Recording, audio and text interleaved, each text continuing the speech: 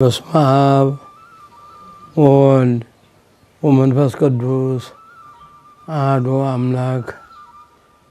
አቤቱ እግዚአብሔር አምላክ ሆይ ዓለምን የፈጠርክ ዓለምንም የምትመግብ ዓለምንም የምታሳልፍ አንተ ነህና ለዓለም ሰላምን እንድትሰጥልን በደም የዋጃሃትን ቤተ ክርስቲያን አንተ ከፈተና እንድታሳልፍልን እንለምንሃለን።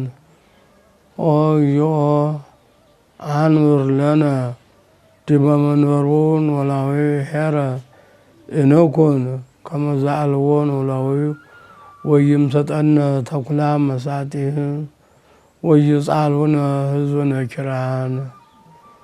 የተወደዳቸው ምእመናን በኢትዮጵያም ያላቸው በውጭም ያላቸው የኦርቶዶክስ ተዋሕዶ ቤተ ክርስቲያን አማኞች እንዲሁም ኢትዮጵያውያን ወገኖቻችን ሁሉ ባለፈው በኢትዮጵያ ለደረሰው መከራና ስቃይ ችግርና ረሃብ ፈጥናችሁ እንደደረሳችሁ ትብብራቸው ከመጠን በላይ እንደተባበራቸው አሁንም ለሀገራችን ሰላም እንድትተባበሩ እንለምናለን። እንግዲህ ኖላዊ ይላቸዋል የቀድሞዎቹ ነገስታት መሪዎች። ኖላዊ ሆሙ ለእስራኤል አጽመ ዘይሮሙ ለሕዝበ እስራኤል እንደሚለው ሁሉ ዳዊት ነቢዩ እንደገለጸው ጥበቃ ከስጋዊ እስከ መንፈሳዊ ድረስ ያሉትን እረኞች ጠባቆች ይላቸዋል። እንግዲህ በሀገራችን በኢትዮጵያ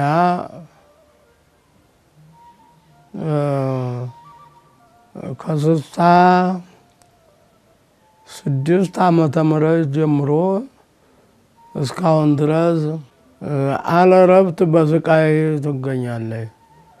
ንጹህ ደም እየፈሰሰ ሊቃውንቶቿ እያለቁ በነጭ ሽብር በቀይ ሽብር ተዛም በተከታታይ አለ እረፍት የተሰቃየች ትኖራለች። በተለይ ደግሞ ዶክተር አብይ ጠቅላይ ሚኒስትር አጀማመራቸው በጣም መልካም መስሎን ተቀብለናቸው ነበረ። ታይቀደመም ገልጬዋለሁኝ። አንደኛ በእውነቱ በውጭ አገር በእስር ቤት የነበሩትን የሚመለከታቸው ጋር እየተወያዩ ከእስር ቤት እንዲፈቱ ወደ ሀገራቸው እንዲገቡ ማድረጋቸው። ሁለተኛ ኤርትራና ኢትዮጵያ ተለያይተው ነበሩ። ከመሪያቸው ጋር ተወያይተው ኤርትራውያንና ኢትዮጵያውያን እንዲገናኙ በማድረጋቸው። በሶስተኛ ደረጃ የኢትዮጵያ ኦርቶዶክስ ተዋሕዶ ቤተ ክርስቲያን ፓትርያርክ የነበሩት ከስራ ጓደኞቻቸው ጋራ በፖለቲካ የተነሳ ከኢትዮጵያ ወደ አሜሪካ ገብተው በዛ ብዙ ዘመን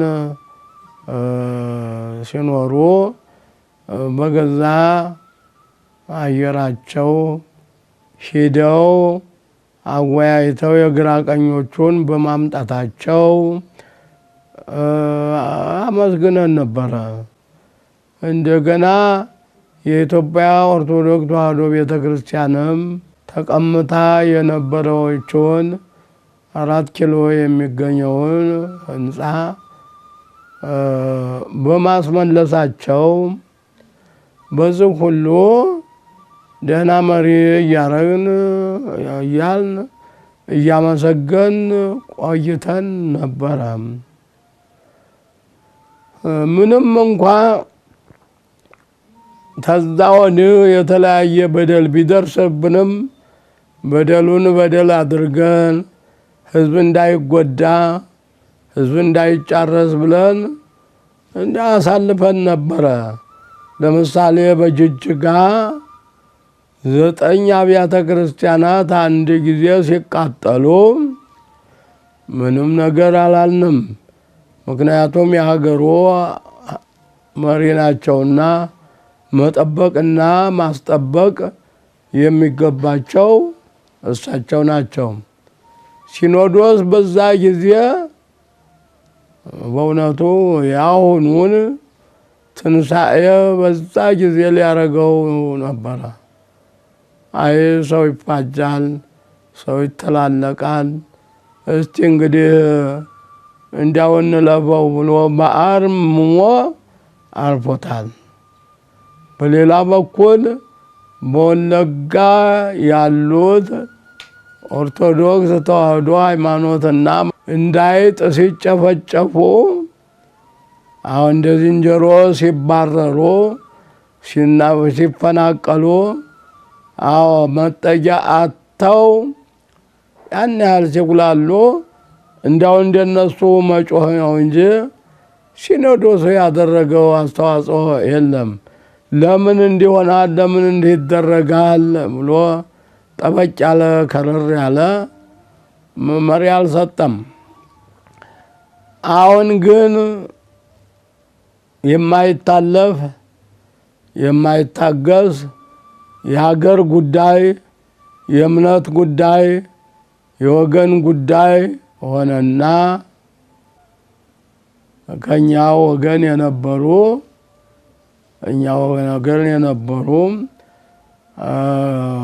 ኦሮምኛ ቋንቋ ተናጋሪ 3 አባቶች ሆነው ጵጵስና በጫካ ጵጵስና ይሾምም ዘመነ አጻባት አልሆነ በገጠር ባንዲት ቤተክርስቲያን ጵጵስና ይሾምም በደንብ አድርጎ በካቴድራሉ በቅድስት ሥላሴ በምልዓተ ጉባኤ እውቀታቸው ሙያቸው አገልግሎታቸው ተመርምሮ ታይቶ በኮሚቴ ተጨምቆ ነው ሲሾሙ የነበሩት። አሁን ግን ወንድሞቻችን እንዲህ ያለ ስህተት ሲፈጽሙ ዶክተር አብይ የዳኛ ጠበቃ ሆነው በመገኘታቸው ዶክተር ዳኛ እንግዲህ ዳኝነት መስጠት ነው። ፍትሐ ብሔር ተሆነ የፍትሐ ብሔሩን፣ የወንጀለኛ መቅጫ ተሆነ የወንጀለኛ መቅጫውን፣ ህገ መንግስት ተሆነ ህገ መንግስቱን፣ ስነ ስርዓት ተሆነ ስነ ስርዓቱን አይቶ ምስክሮቹንም አዋህዶ ዳኝነት ይሰጣል እንጂ እውቅና የሌላቸውን እውቅና ሰጥተው ሁለቱ ይዋሃዱ፣ ሁለቱ ይወያዩና ይፍቱ። እኛ ነገሩን አናይም። እንዲያውም የመንግስት ሰራተኞችን ሁሉ መብት ገፈው እነሱ እንኳ ባላቸው በአካባቢ በሚሆነው ነገር እንዳያጽናኑ እንዳያረጋጉ ማንም ጣልቃ እንዳይገባ የሚል አዋጅ ማወጅ። ግን ምን ያህል እንዲያው አገሯን ምን ያህል ቢገምቷት ነው? ምን ያህል ቢደፍሯት ነው? በእውነቱ እንዲያው ይህን ያህል ትዕቢት አለ?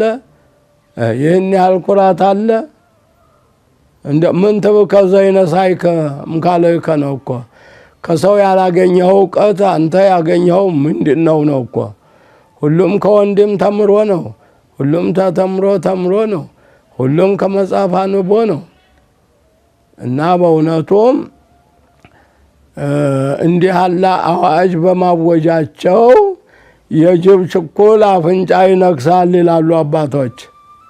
ይሄ እንዲያው በችኮላ ምራቅ ያልዋጠ ነው። ተይቀደም መሳሪያ እየሰጡ ያበረታቷቸው የሰሜኑን ሕዝብ ንጹሕ ደም ያስፈሰሱ እሳቸው ናቸው።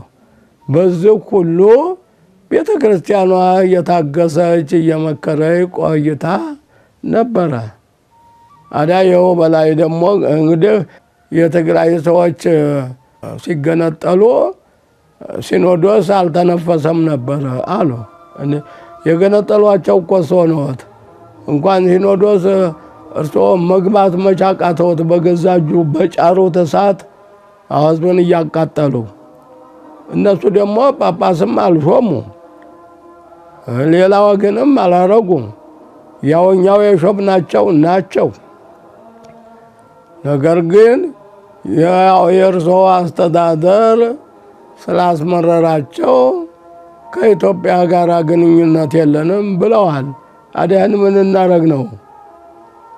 እንደው በእውነቱ አያጅቦ ሳታማኝ ብላኝ እንደሚባለው ሁሉ እንዲያው ታላቋ አንጋፋዋ አገር ናት እያሉ ሲናገሩ ኖረው። የኢትዮጵያ ኦርቶዶክስ ቤተ ክርስቲያን እናት ናት፣ አንጋፋ ናት፣ ታላቅ ተቋም ናት እያሉ ሲናገሩ ቆይተው ነበረ። አሁን ያን ሁሉ ምን እንትን አለወት። በሌላው ደግሞ በተጨማሪ ሲኖዶስ ጠቅሶታል፣ አስቀምጦታል። እኔም ባለፈው ተናግሬዋለሁ።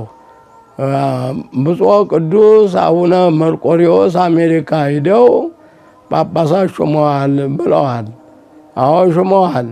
ያሉ ሰው ሀገር ናቸው። የሄዱ በስደት ነው። ከዚህ አብረው ተሾሞ የነበሩ ሁሉ ጳጳሳት አሉ።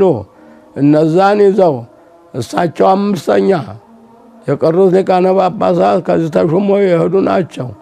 በምልአት በሕግ ነው የሾሙት እንጂ ሕጋዊ አይደለም። ጫካ ገብተው እንደነንትና ተሰውረው አይደለም። ይህ ሁሉ አሁን አወቅነው። ለካ እርስዎ ያላወቁት መስሎን ነበር። እርስዎ በሰጧቸው መመሪያ ነው የፈጸሙት ማለት ነው። እባክዎ መጽሐፍ ተጋሃስም እኩይ ወግበር ሰናየ ይላል። ከክፉ ነገር ተመለስ፣ መልካም ነገር ስራ ይላል። እርስዎም በተፈጥሮ ወንድማችን ነዎት። በሃይማኖት ባይመስሉንም በአስተዳደርም አንድ ነን። ሃይማኖትና መንግስት ተለያይቷል ቢባልም እንደ አንድ ጳጳስ ነፍስ ቢገል ዝም ትሉታላችሁ? የሃይማኖት ጉዳይ ነውና አይመለከተንም ትሉታላችሁ? አንድ መነኩሴ ወንጀል ቢሰራ ዝም ትላላችሁ? በወንጀል ያገናኛል። እነዚህም ወንጀለኞች ናቸው። ነገር ግን ስልጣኑ በዝቶባቸው በኢትዮጵያም በአፍሪካም በአሜሪካም ሹመት አላቸው እኮ። ኢትዮጵያ ሆነው አሜሪካም ሹመት አላቸው። ኢትዮጵያ ሆነው ደቡብም ሹመት አላቸው። ጨምረው እና የሁሉ ጥጋብ ፈንቅሏቸው ነው። ግን የእናንተ ግፊት ነው። ተይቀደም የዛሬ 2 ዓመት ይሆን ከዛ ይውለት አላውቅም።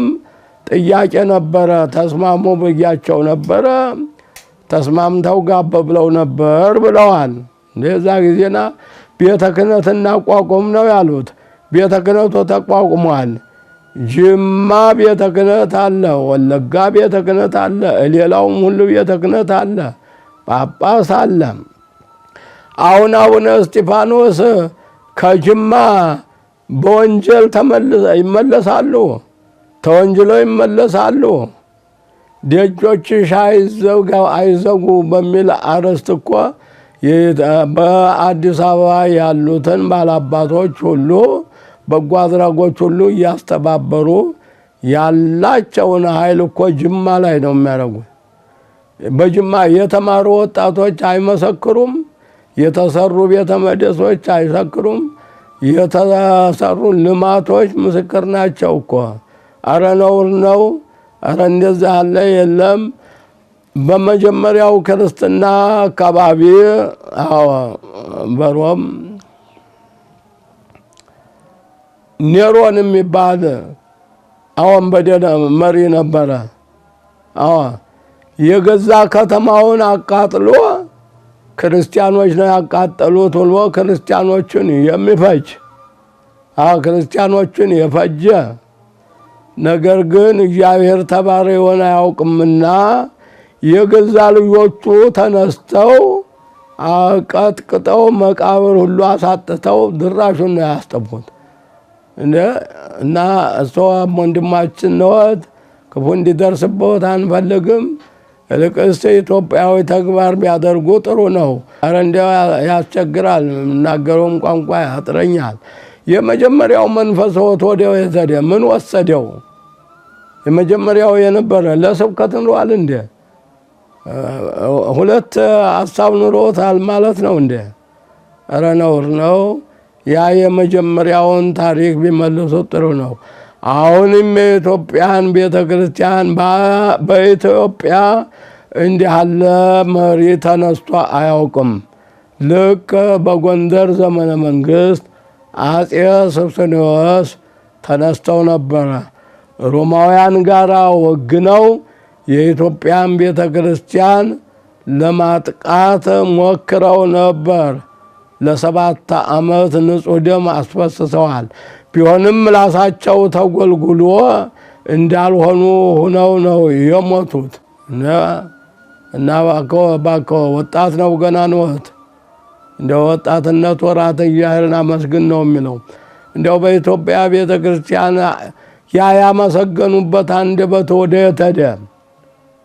ምን ሰወረው? የነዚህ ወንድሞቹ እንትን ኧረ ልክ አይደለም በእውነቱ። ለምሳሌ የኢትዮጵያን ጳጳሳት የሚሾሙ የቀድሞ ነገስታት ናቸው ብለዋል። ወይ ግሩ ወይ ጠጋ እናንተንስ ማን ከለከላችሁ? እምቢ ብላችሁ እግዚአብሔር የለም ብላችሁ ለብቻ ፈንግጣችሁ ነው እንጂ የቀድሞ ነገስታት ቢመሩ ቢሾሙ ፓትርያርኮቹ ጋራ አሉት ጳጳሳት ጋራ ተመካክረው ሙያ ያላቸውን ችሎታ ያላቸውን በደንብ አድርገው አጣርተው ልብሳቸውን አልብሰው አሮጌ ብርቱን ሰጥተው መኪና ሰጥተው መተዳደሪያ ሰጥተው ነው እኮ የምሾማቸው። እናንተ ባህር ዛፍ ዝንጥል እንኳን ሰጣችኋል፣ እንኳን ወርቅ መቋሚያ ማን ከለከላቸው? እምቢ ብላችሁ በገዛ እጃቸው ነው ተገንጥላቸው ሄዳቸው እኮ። ሃይማኖት የሌለው መንግስት ምን መንግስት ይባላል? ከሃይማኖት የተለየን ነው አለ። እንግዲህ ከእግዚአብሔር የተለየን ፍጡር ነን ማለት ነው እኮ። ከእግዚአብሔር የተለየ ፍጡር ምንድን ነው? ሰው ይባላል እንዴ? ኧረ ልቅስ ራሳችሁን በራሳችሁ ብታረሙት።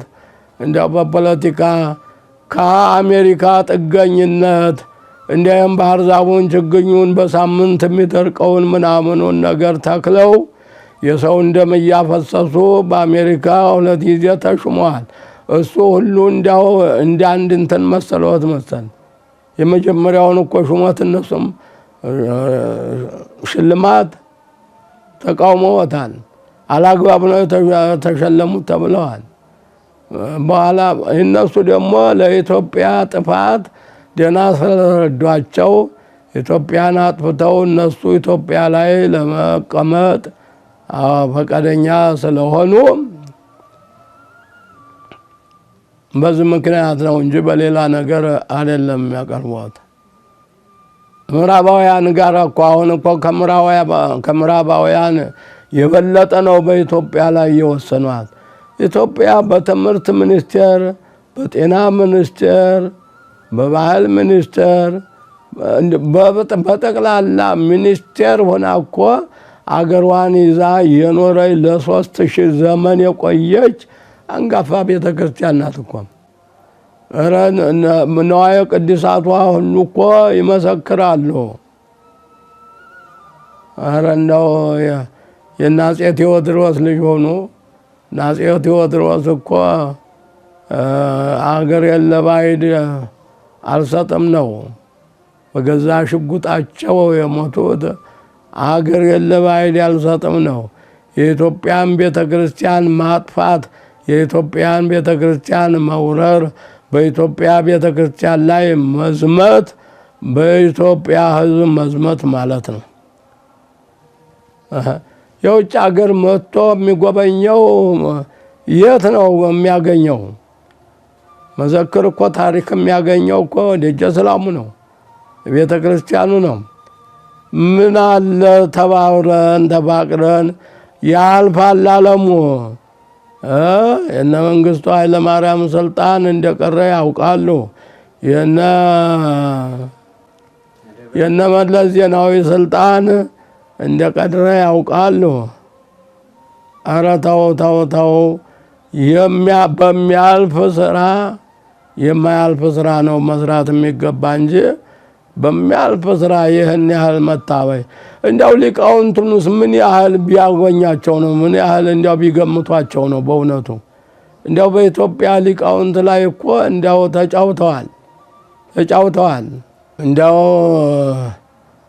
ምን አለ እየመከሩ ወንድሞች ጋራ የኢትዮጵያን ያገለግሉት። ለኦሮሞ ህዝብ ታዝኖ ነው? አይ ውሸታቸው። እኔ ያልበሰሉ ምግብ የሐምጎ ለልብ ይላል መጽሐፉ። አዎ የተነካካ ምግብ የበሉት እንደሆነ ለሰውነት አይስማማም። ይህም ያልበሰለ ሰው ያበላሻል።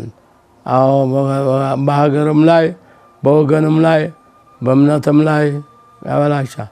ቅዱስ ሲኖዶስ ታግሶ በዘንድሮው ምርር ያለ ውሳኔ ወስኗል። ያንን ውሳኔ ፍጻሜ ላይ አድርገው እነዛም ሰዎች ይቅርታ አድርገው ቀስ በቀስ ብላችሁ ኑሩ ብለው ቢያስማሟቸው ይሻላል። በአንድ በኩል አያገባንም ይላሉ፣ በአንድ በኩል ደግሞ ትእዛዝ ይሰጣሉ። ይህንን ሰው አያውቁም እየመሰለዎት ነው? እንዴት ነው? እንዲያው ይህ እንዲያው ጡት የሚጠባ ልጅ የሚያውቀው እኮ ነው የሚናገሩት። በጣም በእውነቱ እንዴት በአንድ ልሳን መራራና ጣፋጭ ይወጣል እንዴ? እባክዎ በኢትዮጵያ አምላክ አይ ፈጣሪ ይላሉ። ፈጣሪ ተሆነ እንግዲህ ይፍሩ። ፈጣሪ እየፈረሰባ ወያፍር እግዚአብሔርን የማይፈራ ሰውን የማያከብር እንደዛ አለ። በኢትዮጵያ እንደው በድህነቷ ላይ እንደገና እንዲህ አለ አመፅ እፎያልን ብለን አሁን የትግራዩ ጋብ ሲል እንደገና በሌላ ቀስቅሰው ራስዎ ቀስቅሰው እነዚህም በተዘዋዋሪ በሃይማኖት ምክንያት አስነስተው ሌላ ረብሻ ይፈጠራሉ። ሌላ ረብሻ ነው እኮ የፈጠሩት። ከነሱ የመነጭ አይደለም። አይዟችሁ ብለዋቸው ነው። ካነጋገሮት ይታወቃል። እስመም ቃልከ ይታወቅ እና በእውነቱ የኢትዮጵያ ሕዝብ ምናለ ባይረግመዎት፣ የኢትዮጵያ ሕዝብ ባያዝንበዎት፣ የኢትዮጵያ ኦርቶዶክስ ተዋሕዶ ቤተክርስቲያን ባጸልይበዎት ብትጸልይለዎት ይሻላል። በጣም አሳዛኝ ነው። ያተላ ታሪክ ነውና የቅዱስ ሲኖዶስን ውሳኔ በስራ ላይ እንዲውል ቢያደርጉት እኒያ የተሳሳቱትን ወንድሞች ልቅስ ተቆጥተው በሉ ተመለሱ፣ እኛ እንረዳችሁም ተመለሱ ብለው ቢያደርጉት መልካም ኑሮ ሊኖሩ ይችላሉ። በቀረበይ ምክንያት በጠቅላላ ሀገሯን የደም መሬት ለማድረግ ነው። በጠቅላላ ሰው ሁሉ ወድሞ ሰዎች ይቀራሉ። እግዚአብሔር ያዛል። ያላዘዙትን ያላሰቡትን ሌላውን ያዝና ድንገት ክልተብ ይላሉ። እባክዎ ተጋስም እኩይ ወግበር ሰናየ፣ ከክፉ ነገር ተከልከል መልካሙን ስራ ይላል። የኢትዮጵያ ሕዝብ ወረሞች የኦሮሞ ተናጋሪዎች የኦርቶዶክስ ተዋሕዶ ቤተክርስቲያን ለሁሉ ነው። ሃይማኖት ምንድን ነው የሚባል እንጂ አገር ወዴት ነው አይባልም። እና እባክዎ ያሞኛል ደክሞኛል አላስተኛኝ ብሎ ነው አባቶቻችን ተገቢውን መልስ ሰጥተውታል። እንደገና ሳይበቀሉ እውነታቸው ነው ከአንድ ሰው ብዙ ሰው ይበልጣል ብለው መለስ ብለው እንዲያው ቢያስተውሏቸው እነዚህ ሰዎች ቢመረምሯቸው ያልበሰሉ ናቸው። ኦሮሞኛው ትንሽ ያገለግላሉ ተብለው ነው የተሾሙት እንጂ በቂ እውቀት ኑሯቸው አይደለም። እና በየትኛው አንቀጽ ነው ሰው የማያነቡት አንቀጽ፣ ሰው የማያውቁትን አንቀጽ? እና የቤተ ክርስቲያኗ መመሪያ አላት። መመሪያዋን ጠቅሰዋል፣ መመሪያዋን አስፍረዋል። በዓለም አቀፍ የምትታወቀውን ቤተ ክርስቲያን ባያቃልሏት መልካም ነው። እንዲያው ባንተፋፈር መልካም ነው። ባንቦጋገዝ መልካም ነው። እኛ እኮ የሞትን ነን። እንኩስና ወደዛ ስንገባ በዛ ዓለም ያለው ንብረቱ ሀብቱ ይቅርብን ብለን ነው እኮ ህዝቡን ለማገልገል ነው የገባ ነው። የእግዚአብሔርን ቃል ለህዝብ ለማድረስ ነው። እንዳይሰርቅ፣ እንዳይቀማ፣ እንዳይሰስን፣ ሐሰት እንዳይመሰክር፣ ባልንጀራውን እንደራሱ አድርጎ እንዲወድ ነው የምናስተምረው እንጂ ይሄ ይቀርብናል የሚል የለም። እነዚህ ሰዎች ሲገቡ ምለው ነበረ የኢትዮጵያን ኦርቶዶክስ ተዋሕዶ ቤተክርስቲያን እንጠብቃለን፣ እናስጠብቃለን፣ የሲኖዶስን መመሪያ እንቀበላለን ብለው ምለው ቤተክርስቲያን ነው የተሾሙት። ያንን ሁሉ እንደተበደለ ሳይበደሉ በሀገር ላይ ይህን ያህል ብዙ ማመሳቆል፣ ይህን ያህል ብዙ ማፋጀት ኧረ ነውር ነው። እግዚአብሔር ቅን ልቦና ይስጠን። ቅንቅኑን አስበን በቅን ለመኖር ያብቃን።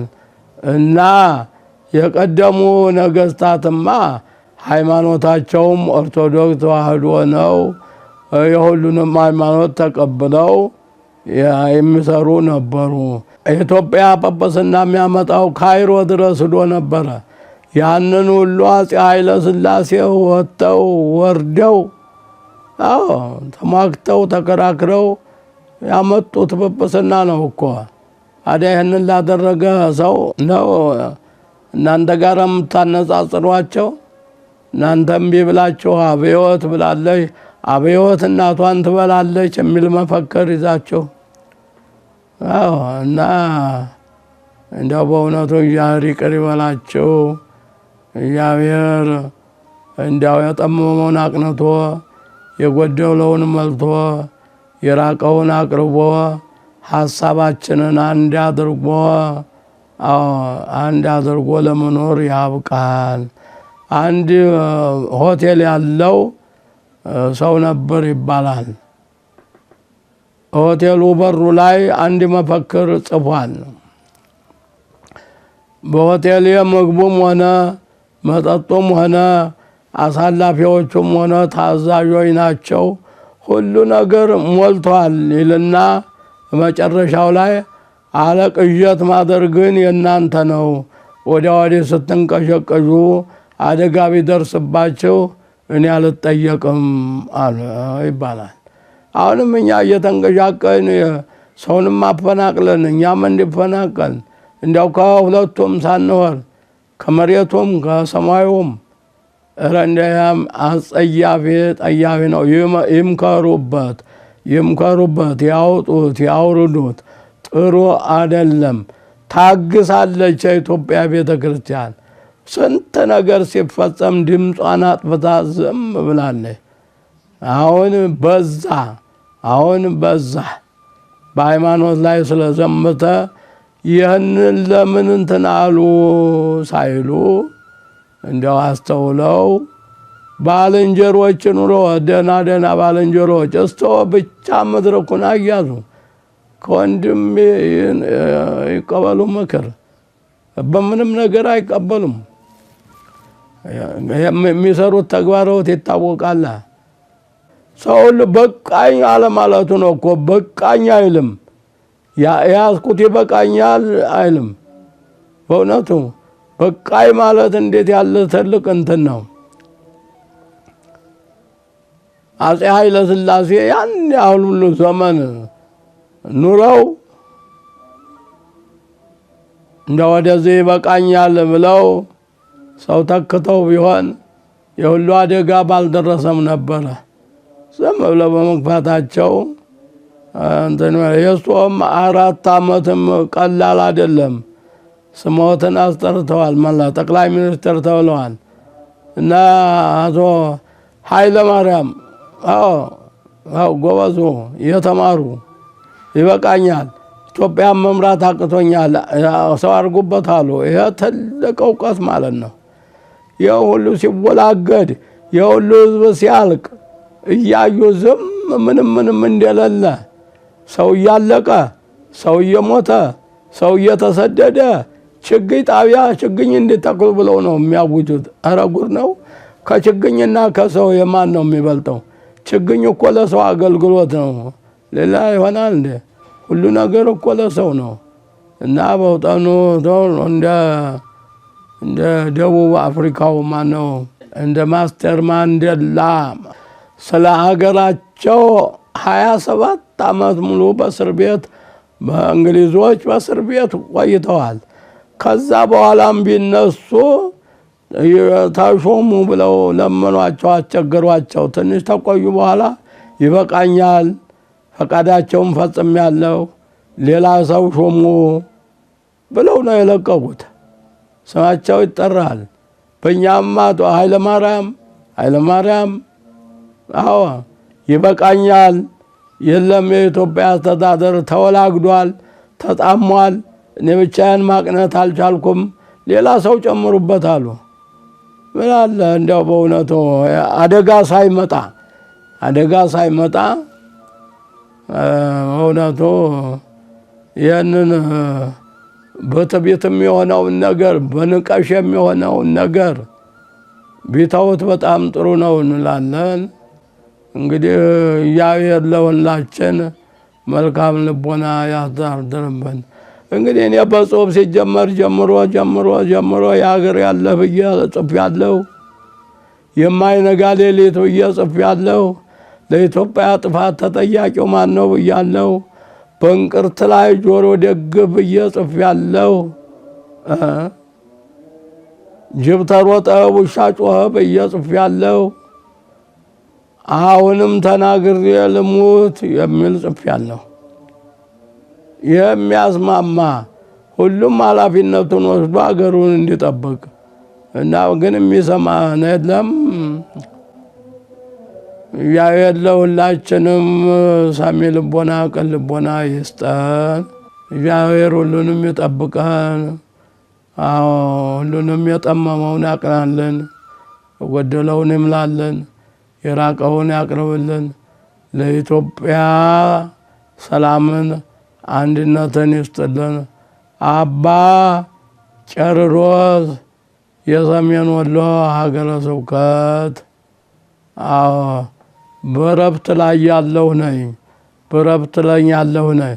አሞኛል፣ ደክሞኛል፣ ሌላ ጳጳስ ይደረግለት ብዬ ብፁዕ አቡነ ኤርምያስን ያስመደብኩ ነኝ።